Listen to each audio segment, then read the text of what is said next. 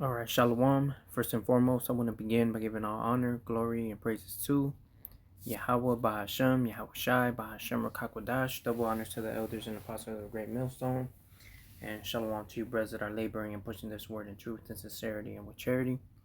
I'm the brother Abraham from the camp here in GMS Chicago, coming back at you with another lesson. Lord willing, it be edifying. And this is just from recent news in which the U.S. and Israel have been striking inside of Iran, and Iran retaliating against U.S. in striking their buildings in the area as well. All right, so things are escalating over there, and we know eventually it's going to be a full blown out world war. Okay. Um, so this is from NBC News, right, in which they're interviewing Iran's Minister of Foreign Affairs, okay, who talks about the recent strikes that the U.S. and Israel did, okay.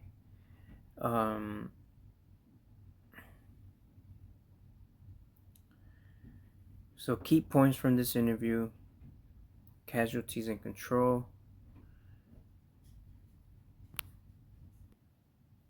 All right, so none of their commanders and officials got killed.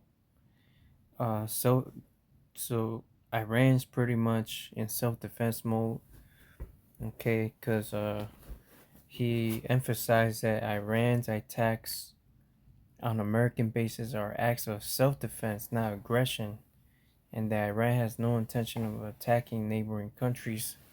He condemns the U.S. and Israeli strikes as unprovoked, illegal, and absolutely illegitimate, right? Because they were literally in the middle of talks and negotiations, and in the middle of that, they go ahead and strike Iran, right? But that's Esau for you, right?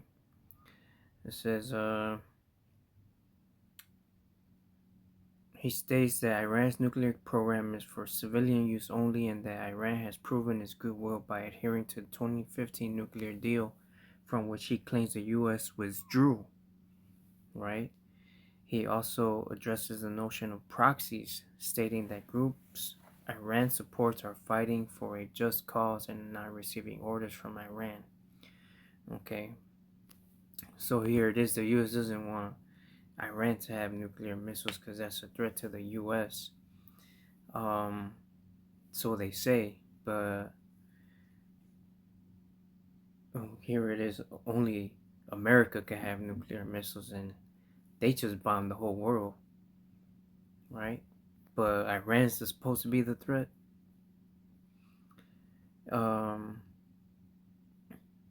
Missile capabilities. He clarifies that Iran's missiles have a range intentionally kept below 2,000 kilometers and are not designed to reach U.S. homeland. He stresses that these missiles are for defensive purposes and deterrence. All right. So if that's true, then they don't even have the ability to bomb America. All right. So let's go ahead and grab Zephaniah chapter 3.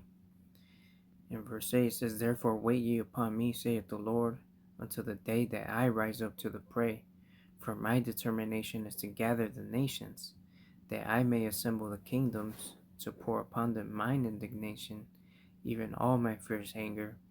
For all the earth shall be devoured with the fire of my jealousy." Right? So we are to wait upon the Lord, right? Until the day that he rises up to the prey.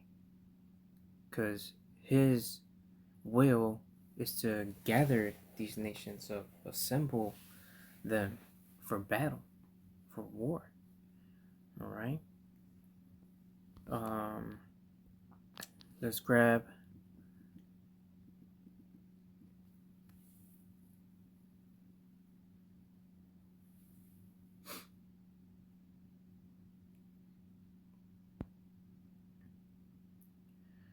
Jeremiah 50:45. Therefore hear ye the counsel of the Lord, that he hath taken against Babylon, and his purposes, that he hath purposed against the land of the Chaldeans. Surely the least of the flock shall draw them out. Surely he shall make their habitation desolate with them. So who's the least of the flock, right? The basis of, oh man, Esau we know, but Amalek is the least of the flock, and they're drawing out the virgin daughter of Babylon to war, right? Because all of this is in the interest of Israel, who the state of Israel, which is not biblical, okay, which they're not the true Israelites. It's a political construct,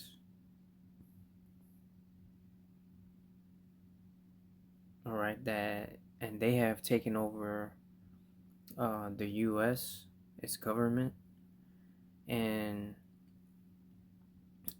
are pretty much doing the bidding of the state of Israel.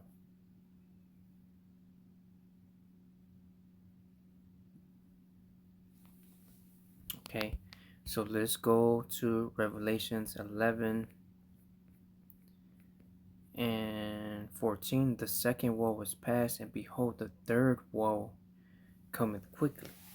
Right, so the third world war, all right, which no greater destruction happens than in the time of war. All right, First World War happened, the Second World War happened, and now the third will cometh quickly. Okay, let's go ahead and grab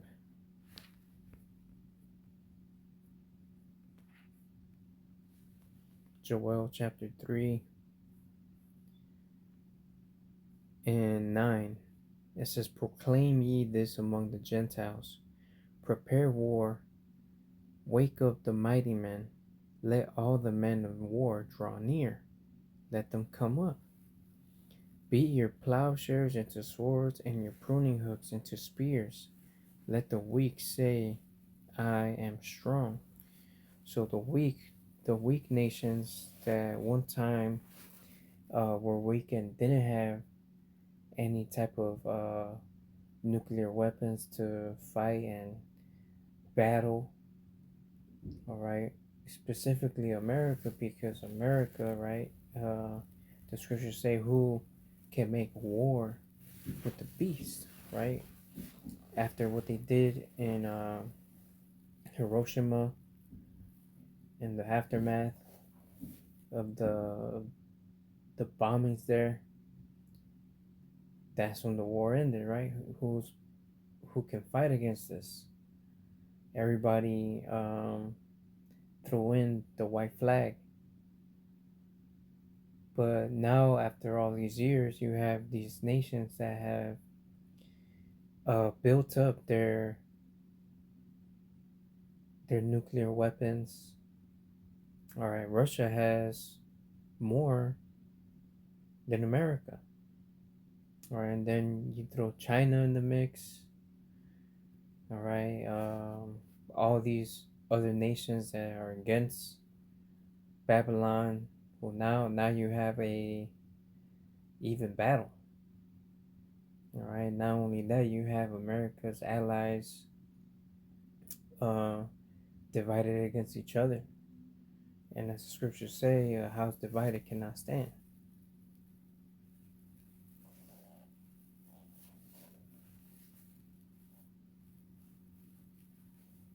All right, so it's just so much going on right now.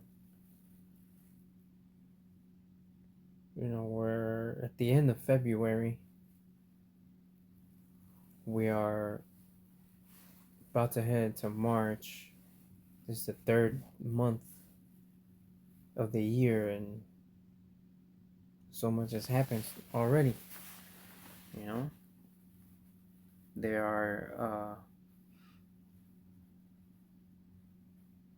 are decades where nothing happens, and then there are weeks where decades happen, and that's what's happening now. That's what we're seeing. Alright, and this is because this is the Lord's will. And we are at the end of an age. Okay. So I'm gonna go ahead and end it there. Lord willing, this video was edifying. As always, all honor, glory, and praises goes to Yahweh, Ba'ashem, Yahweh Shai, Ba'ashem, Rakakwadash. Double honors to the elders and apostles of Great Millstone. Until next time, Shalom.